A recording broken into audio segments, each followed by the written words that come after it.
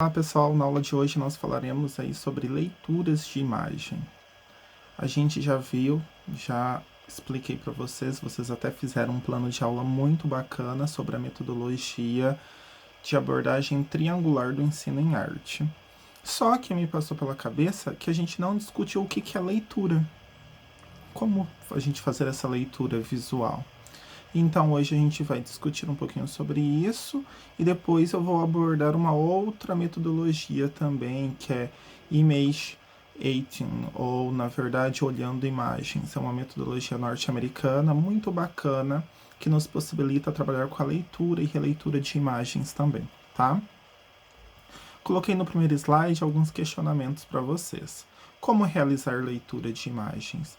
Mas afinal, o que é leitura e é apenas decodificar a língua escrita, a linguagem escrita? Há somente uma forma de leitura? Há níveis diferentes de leitura? Leitura significa somente a leitura de um texto? São alguns questionamentos que a gente coloca quando a gente está falando de leitura de imagens, né? Coloquei até algumas imagens para vocês, tá? Até porque quando falamos em leitura, a primeira coisa que vem em mente é o ato, então, de decodificação da linguagem escrita, onde associamos a esta questão alguém que está lendo um jornal, uma revista, uma carta, tá? Só que quando a gente faz isso, a gente restringe o conceito de leitura apenas à decifração da escrita, ou seja, apenas a essa decodificação da linguagem escrita. Ou seja, nós costumamos usar a palavra leitura significando somente a leitura de um texto. Trouxe algumas imagens aí para vocês, tá? Lembrando que eu escolhi essas imagens no sentido de que eu levei em consideração o núcleo familiar. Por quê? Porque o núcleo familiar é o primeiro espaço de socialização, né? Nela acontecem as primeiras experiências que irão marcar a vida do sujeito. E o hábito de leitura é uma delas. Coloquei aí para vocês alguns apontamentos também, que como Paulo Freire coloca que a leitura do mundo precede a leitura das palavras, tá? E quanto maior for o conhecimento de mundo, partindo do pressuposto desse autor, maior a apreensão, ou seja, maior assimilação aí de novos conhecimentos. E até coloquei ali uma crítica, que muitos pais acreditam que a leitura, né, ou até querem que a leitura se faça mais presente na vida escolar ou na vida dos filhos. Só que o que eles fazem para isso, né? Muitos não incentivam os filhos a lerem e na verdade eles passam muito tempo em frente à televisão, em frente ao celular, tal, né? E a televisão ela pode ser considerada uma fábrica que determina padrões de comportamento, onde as imagens são as mais variadas, né? Então mostram-nos tendências, modismos, costumes, tá? Modelos, conversas e interesses. Então, os meios aí audiovisuais, eles são um propósito, eles atendem a um propósito o quê? De manipulação, de propaganda, tá? De alienação. E a leitura vai ter o poder, então, de oferecer possibilidades de vínculo das próprias ideias. Fazem o sujeito, então, se tornar mais crítico, ter um conhecimento, construir um conhecimento e não apenas reproduzir coisas, pensamentos de que ele na verdade nem tem noção do que ele ou porquê ele está reproduzindo tal coisa, tá? Coloquei então no próximo slide que ler nos permite abrir-se para novos horizontes, experimentar alternativas de existência, nos permitindo usar maior possibilidade de participação social e de melhoria de sua condição de ser humano e uma visão maior de mundo. E no outro slide eu coloquei assim, que Martins fala que aprender a ler significa também aprender a ler o mundo e dar sentido a ele e a nós próprios. O que, mal ou bem, fazemos mesmo sem ser ensinados, tá? Foi como eu falei para vocês.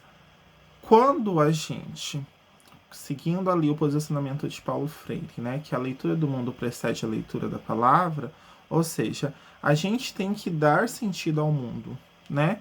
E eu coloquei até aqui uma questão para vocês. Então, nós lemos somente as palavras? Coloquei a imagem aí de algumas coloquei, né, uma figura de algumas imagens contendo alguns símbolos. Será que a gente lê somente imagem, somente palavras? A gente lê imagens também, né? E partindo desse pressuposto de que a gente lê imagens, como que a gente lê essas imagens?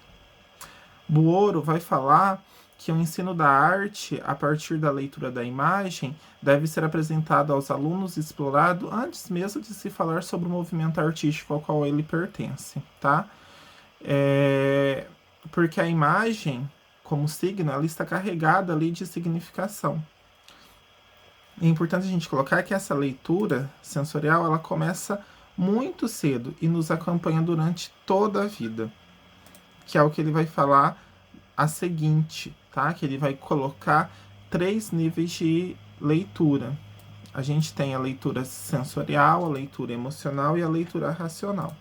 A leitura sensorial, ela pode ser considerada como aquela leitura inicial,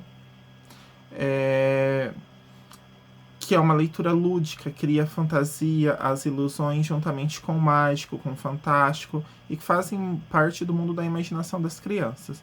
O segundo nível de leitura que ela vai falar é a leitura emocional, tá? Que é quando a gente entra em contato com aquele objeto ali e acaba despertando algumas emoções, alguns sentimentos na gente, tá? E o terceiro nível de leitura é a leitura racional, que é quando o leitor estabelece um diálogo com o texto, sua história, tá?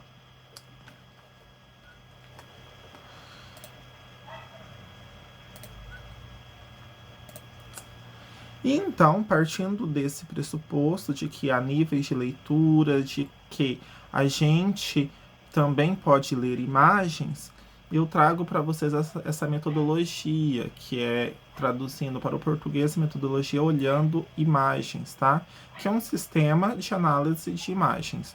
Então, ele foi criado lá por Robert William Ott na década de 80, e ele desenvolveu esse sistema porque ele lecionava em uma universidade e ele queria que os alunos conseguissem realizar as leituras de imagens de museus, tá? Só que esse método, né, essa metodologia não como que eu posso dizer, ela não é tão rígida e que ela permite aplicabilidade sim no ensino fundamental, no ensino médio. Deixa eu ver o próximo. Ah, tá. E daí eu coloquei aqui para vocês o roteiro. São 6 passos fundamentais para essa metodologia.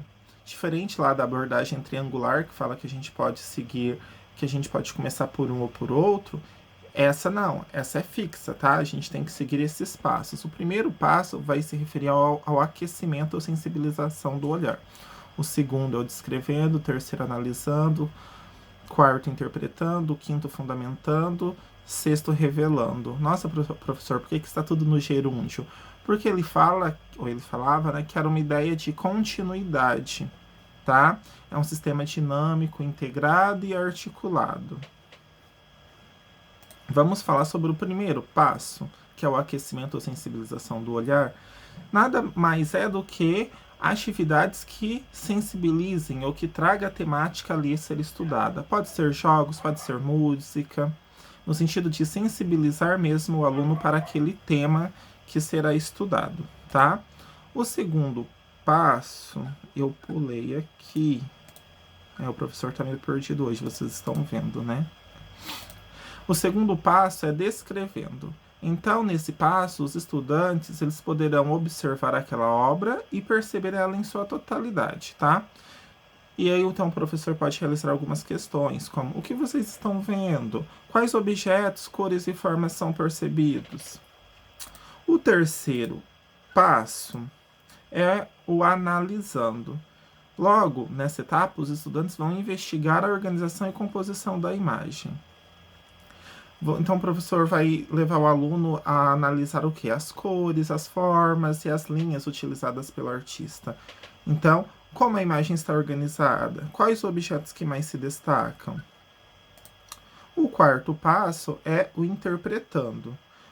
É, na verdade, aquela etapa em que o aluno vai falar o que ele sente com aquela obra, né? O que ele percebe ali, tá? Que sentimentos, que ideias, que impressões essa obra passa para ele. Lembrando que aqui não tem resposta errada do aluno, porque será de acordo com a vivência dele. Né? Então, muitas vezes ele gosta da cor vermelha, o vermelho exorbitante não vai ser uma obra agressiva para ele, por exemplo. Tá?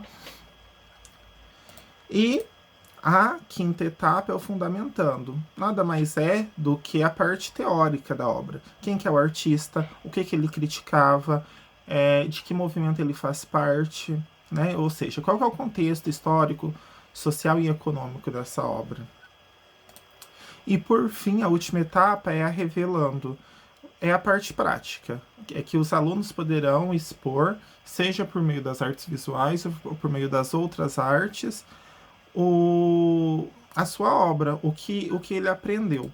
Pensando nisso, vocês não precisarão elaborar uma atividade com esse método, tá? Mas vocês vão responder essa sequência didática que eu fiz com base nesse método. Tem aí uma música para vocês ouvirem, escrever o que a música critica, depois vocês vão observar uma imagem, tá, de Cândido Portinari, e aí por diante.